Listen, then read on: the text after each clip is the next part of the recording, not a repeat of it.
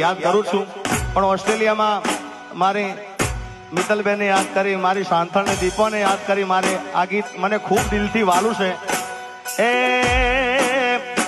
એવી વહમી